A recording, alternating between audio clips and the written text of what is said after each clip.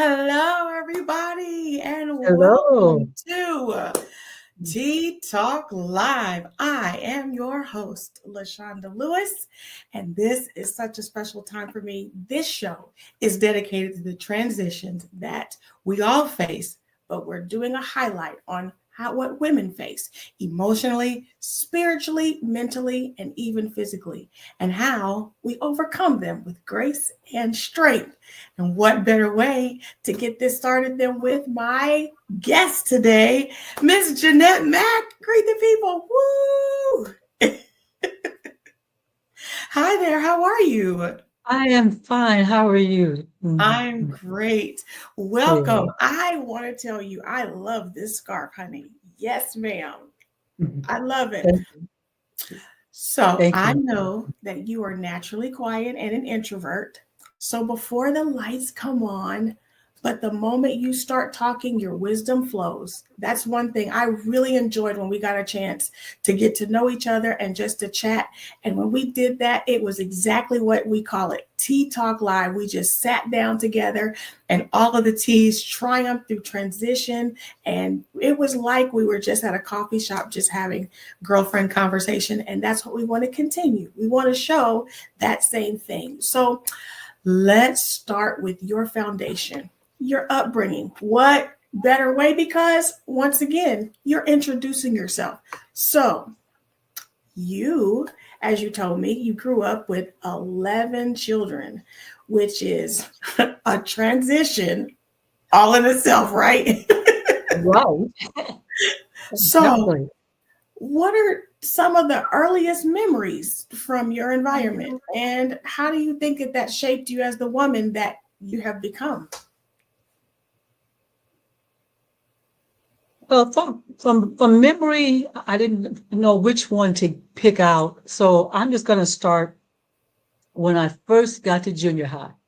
Okay. So junior high, learning how to dress and learning how to not fit in, just being a student, just learning how to be a student.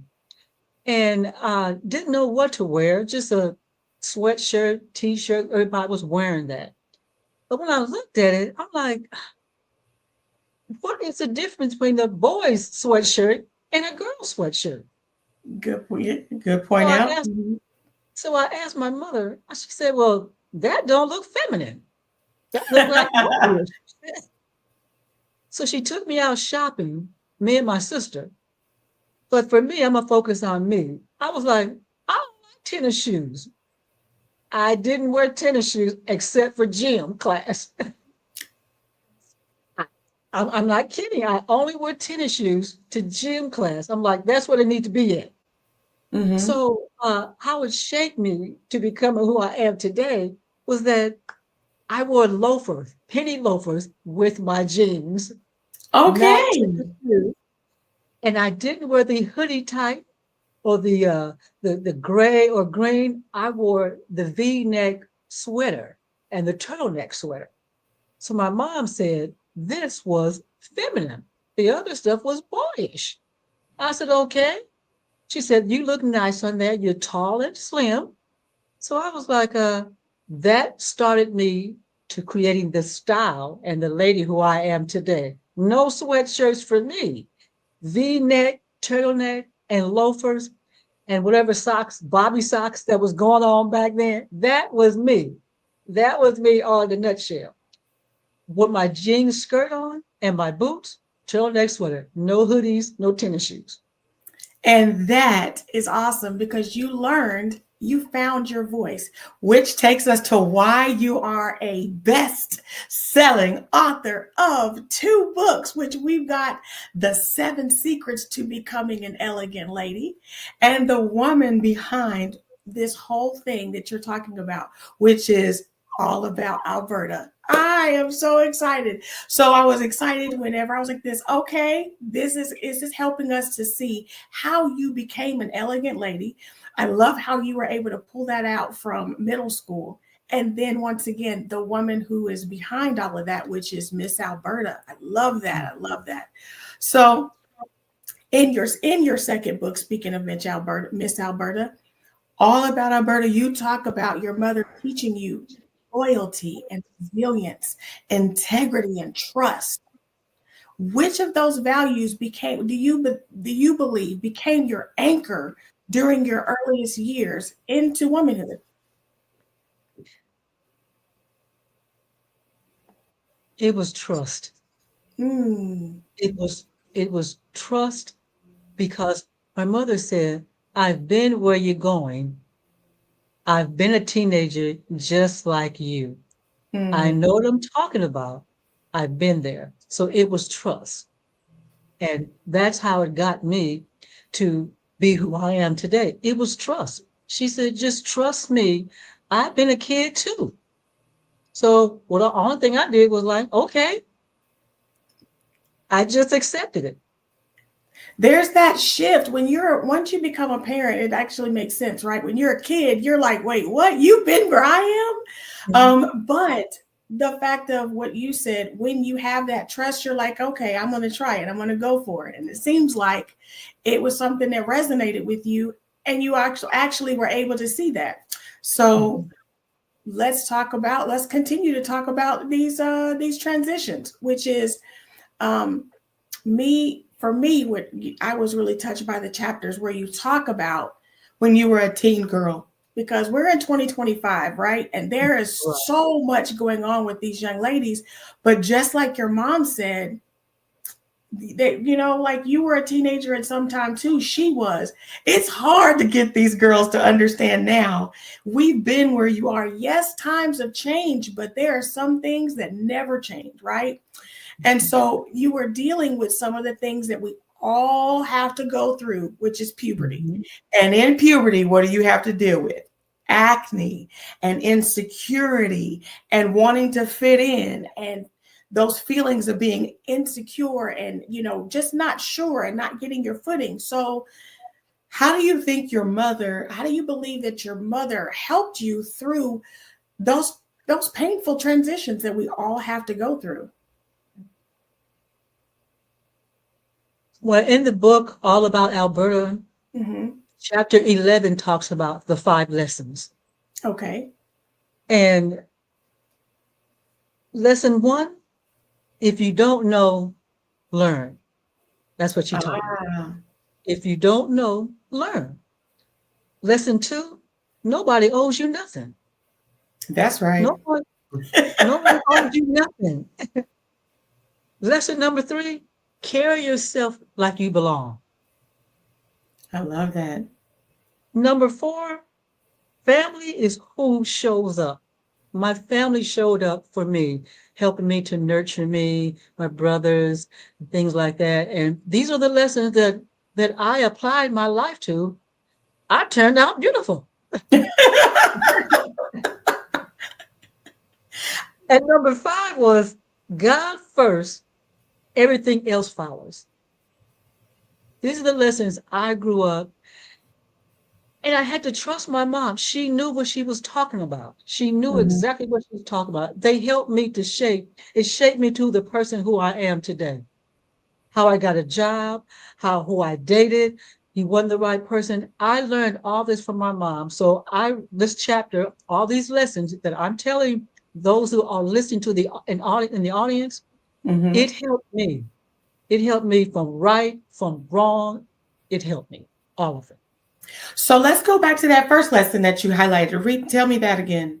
Let's talk about that one. If you don't learn, if you don't know, learn it. That's the thing. Now we've got YouTube. We've got Google it. You've got Chat GPT. We've got so many things at our disposal. If you don't know, Learn. learn. Yeah. What a novel idea. Yes. And it's, I mean, I know that it's hard for, like you said, it's 2025 now. It's hard for them to listen and to learn. But why reinvent the wheel? That part. Why? Parents back then, they wanted to make sure that their children didn't get in trouble. Mhm. But some of us did.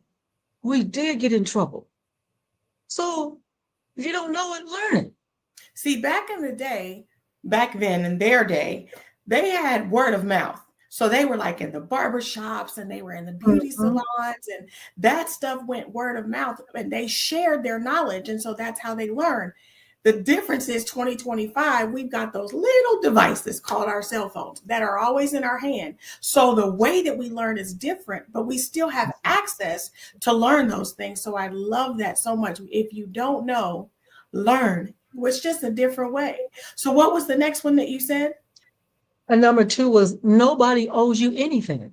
I'm like, No one no one. owes you anything. We are growing up in a time where people feel entitled, and that gets you in trouble when you feel entitled, because the world will let you know they do not care. And what was the next one? And the third one was carry yourself like you belong. The thing is that, like getting in the mirror. There's a lot, like affirmations is a thing. People talk about speaking well of yourself. Like Mhm. you have to learn how to do that. So speaking well of yourself, and that helps you to project that and carry yourself in a certain manner. I can only imagine. I just want you to know, if I had that scarf on you have on now, I would like, throw that thing on, and it just brings this, hey, this piece of accessory. It seems like it's just an accessory, but it actually lifts you. So it's speaking well of yourself. I love that. What do you have to say about that? You mean the scarf or the saying? Both. Okay. Well, the scarf is my sophistication added to, it's an accessory. And what you do is you wear it with a plain dress. And Mhm. it and when you want to focus on that particular staple piece, that's the one you flaunt the most. I love that. I love it. I love it. So what was the next one? The next one is uh, five, God first. Everything else follows. Put So God your first. mom was talking to you about a foundational truth, Yes, because yes, she knew that she would not always be there, but yes, she taught you foundation so that you knew where your help was coming from. And yes. so the way that you're able to have this confidence is it comes through him. That right there is foundational. How did that play a part for you? Well, with the boundaries and the foundation that my mom put in place, uh, being home, come straight home after school, do your homework, because my mom worked. And Mhm. I had to like, okay, well, it's my day to take care of this. And for me, that foundation and them boundaries, I follow them, I follow them to the T. I am a person that follows rules and boundaries, and it saved me from getting out there being wild and woolly. Wild. See, the thing is that, and even when we do have those times and we are wild and woolly, Mhm. because of the foundation we have, we know that there is God that is He is faithful and just to forgive us. And He gives us that, and we have prayer and we have that time with Him, and He's able to get us back on that straight and narrow path. I love that. But knowing that we have to put God first. And with us doing that, it helps us to walk in those boundaries. And every once in a while, when we find ourselves outside of bounds, He's able to help us to get back on it. I love Right. that. Right. What was the last one? Oh, that was the last one. Did I skip four? I skip four? It's okay. Nobody knows. What is the other one? Okay, four, family is who shows up to when things are not going so well. Family shows up and they stick with you and they talk with you and they help you transition to the next stage. It's family who you want to make sure. My mom always said, she had these sayings. She said, all this information I'm saying in this house, it better not leave this house. I know that's right. We all grew up in that. We all grew up with that saying right She there. said, if it gets out, I already know all these kids in this house, it got out because one of them said it. What She I said, all love this about information I'm telling you, you better not get outside. you better not, whatever happens in this house stays in this house. Like I said, I think Exactly. I think we all grew up with that. When I think about family, I think about the fact that because God is our foundation, He allows us to grow and find other people because family is not always blood. Family is Yes. not always we are able to have people that help us with that and establish that. And so Mhm. God puts people in our lives, and even with our blood family, those relationships transition and they have seasons. And so sometimes we're closer than sometimes we're not. So I love that. So before we keep going, because we can really dive into this a little bit more, the Okay. seven secrets to becoming an elegant lady teaches about, it has an acronym. So you've got the acronym of elegant, Yes. ELEGANT. So Mhm. for those that are listening, just like we did with your points there, let's keep up with this. Let's keep going, and let's talk about what each one of those means, and kind of give us a little bit of an explanation. Talk to us about, what does elegant mean?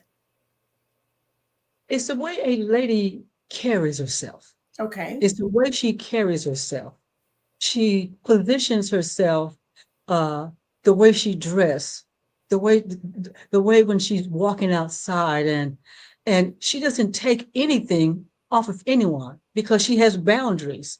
She has boundaries. So what she values, and when she values what she values is excellent. You can't talk to me any kind of way. That's Oh right. no, you can't. You can't talk to me any kind of way because I'm a lady. I'm not used to being talked to like that. Mm-hmm. So the Because we're E not, in yes, elegant stands for excellence. excellent, I love it. excellent. Which brings us love, talking about the L and me loving it. What's the next one? What does L Well, stand for? well, she loves herself first. Yeah. And she shows that through relationship, how she cares for you, everything she does. She's going to make sure she's going to love on you. She- She's going to love on you and she's Mhm. going to show it I love with how her. you said about She's loving going to her. love on you. And it's like if you get a phone call and she's like, "Hey, is everything okay? Is there any way I can help you with that? Let Mm, me know." Loving, when you are loving someone, it shows both ways. that's Either you right. show up or you call, Okay. I or you like it. send your money, or you send your money. Okay. So then that takes us to E. What does the next E stand for? Expecting. Okay. You, they are expecting something for you, but you're also expecting from yourself. Mm, You're also expecting it from yourself. Be very careful because as an elegant lady, I, you expect me every time you see me to dress like I'm a princess. But I'm going to expect it from myself by taking care of myself every time you see me. You're expecting something and so am I. But my core value about myself, you ain't got to worry about me because I'm going to show up looking like a queen. I love that. I know that's right. So loving yourself helps you to love others and helps you to Yes, have an expectation of yourself. And then yes, people start to see that. So when they see you, they're yes. like, that's what I expect to see. So it takes us to the next thing, which is a G, which stands for, Growing. okay. Growing is, I had to grow into the lady who I am today. Mm-hmm. I had to transition into her. So as I transitioned in her, I was becoming her. Growing meaning maturity. Yes. You know, you have to own up to growing up. Oh, I'm not that person anymore from last year or 5 years ago. People will recognize that you are growing by the way you speak to them. Yes. I like that. Which takes us to that thing that people see about you first, which is that A word, which is what? Attitude. Uh-huh. Well, I had an attitude a long time ago now. I had an attitude. I had an attitude a long time ago with that acne thing. Okay. But I've still kept my sweet self. But my attitude, I had to get away from that to become the person who I am. Because people don't want to be around with people with bad attitudes. That's right. That's They right. don't. They don't. And there's no excuse for it. Don't be saying, well, I'm going through something. Well, go through it then, but please be pleasant going through it. No, no, everybody like that. I love that. But That's speaking funny. about the acne, growing up with the acne and trying to still keep my head up high, it was Mhm. hard for me. It was really hard for me. Was nothing pleasant about it. People looking at you, looking at how you position yourself to, oh, wow, she has acne. And it's not fun. It's not fun It's not because fun. it caused my bad attitude. That's what it caused. Okay. And I feel like that this is one thing that every woman has had to go through, or even males that going through puberty, like the majority of them have had to go through some type of transition with their skin. And then even Mhm. when after puberty, we go through Right. those different things. So I love that. So the next one is let's talk about N, which is noteworthy. Noteworthy. You are supposed to have an idea of who you really are. Mm-hmm. You do. Noteworthy to me, it's about saying what saying what you're gonna do. You know, you, to me, it's integrity. Mm-hmm. It's integrity. Doing I what love you're gonna do, and when you do it, your boss will say, you know what? I can guarantee she'll come through for me.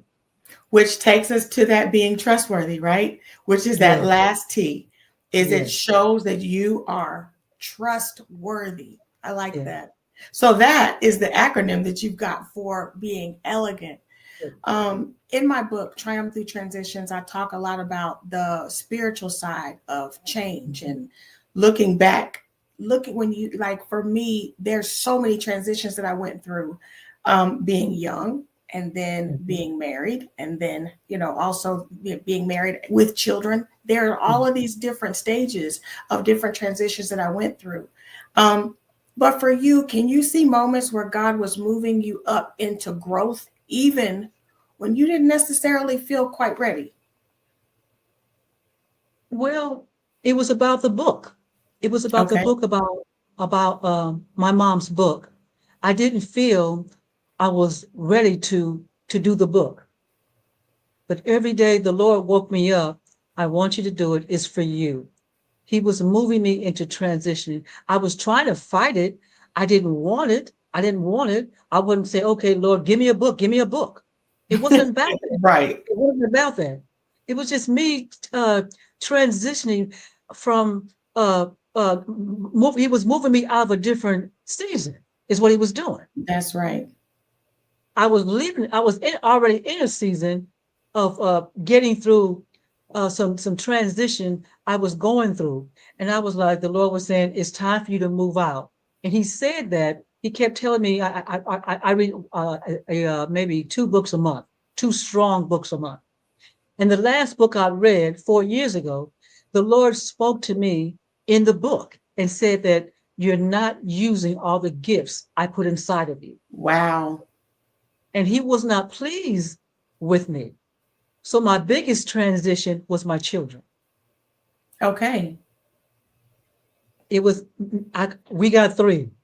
We got the twins. I have three as well. The twins are like, if they get a hold of you, if they double team me, they double team me. Wow. Twins. Wow. But the transition came with me trying to find my identity in these 3 grown women and trying to do my own thing. And I didn't know what my own thing was. That part. I didn't know. They would say, Mom, do you have something to do? I'm like, I'm working on it. Well, Dad got something to do. What you gonna do? I'm like, why are you asking me what I'm gonna do? But my transition was my 3 girls. And I had to go into a new season. They're all grown now, doing their own thing, self-sufficient, high-paying jobs. And it was just calling, hey, what's going on, Mom? I'm like, I'm trying to get me together. I'm trying to get me together. But when I found out that what I really wanted to do, they start supporting me. So my transition was from my 3 adult daughters. And I understand that. I also have 3 adult daughters, and transitioning from not having children, transitioning to having those smaller children, then them going through those awkward changes. And Yes. then now they are adults and helping them Yes. to find their way. But the biggest, I love that. The biggest gift that I'm giving them right now is them being able to watch their mom, which is me, transition Mhm. into a new season of finding myself. Because we Yes. often, I think a lot of moms go through that. You lose yourself in being a mom, and that Mhm. becomes your identity. And the thing that we push them to do, which is go out and find out who you are and Right. discover, and they do it. And then we're Right. like, wait, Right. where am I? So that is a transition in itself. So we're not the only ones who are going through that stage. That whole thing of we have empowered our children to become Mhm. all that they can be, and then now it's a thing to where we've transitioned into them watching us find Yes. ourselves, and they're proud Mhm. of that. Right. They're like, okay, they get behind us. Sometimes they become that air underneath our wings to hold us up. And I love Right. that. I know that Right. that's what they've been. So for me, so your books have blessed women across generations, and we've kind of hit on that. So one of the things, because this time is moving. So before we close, can you let our viewers know where they can find your All About Alberta and the 7 Secrets to Becoming an Elegant Lady? I know you're on Facebook. Well, I know that you have things on Amazon, and I know we're going to be posting some things around. But do you have any other avenues that people? Oh, I see the link. There we go. I see the link.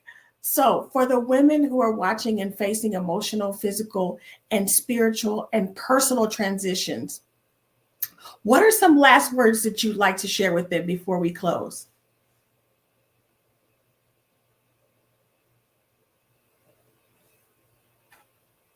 And an introvert, things that I overcame, I did them scared. Oh, And then I that's realized I did them scared, but I also, in the beginning, I was scared. But when I got past for 10 days, 15 days, I found myself, I can do anything with the Lord's help. that's right. Anything. I can do anything with the Lord's help because He's backing me. I cannot do this alone. And I didn't do it alone, even though I had my husband, my children. But to be afraid to do something, see, if you don't do it, some say, I failed at it. You can't fail at it if you don't try. You only That fail. You only fail if you don't do it. So for them who are going through transition, I would say, don't look at it like I'm not smart like everybody else. Let me tell you something, ladies. Raising 3 children, the twins was the hardest transition for me. 2 babies, I brought them from the hospital. And what am I going to do with these babies? I said, 2 babies. I transitioned from that, but I asked the Lord every day to give me strength and let me make it to kindergarten. And So, now you and transitioned, and now they're adults. You will not believe that this time is gone. This is what happens when ladies just have a little bit of a chat. So today we were reminded that transitions, they don't have to break us. And yeah, you learn some things through Alberta's wisdom is still alive through you, Miss Jeannette, Lady Jeannette, through your elegance, and it's still inspiring. And your transformation is still unfolding. I want to make sure that, first of all, thank you again for joining me and sharing just a little piece of yourself. And thank you guys all for watching Tea Talk Live with me, LaShanda Lewis.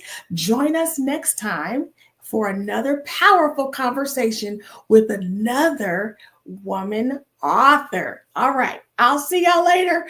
Jeannette, wave at the people. Bye. Thank you so much. bye. And thank you for having me. Thank you. Absolutely. It was a pleasure. Bye, guys.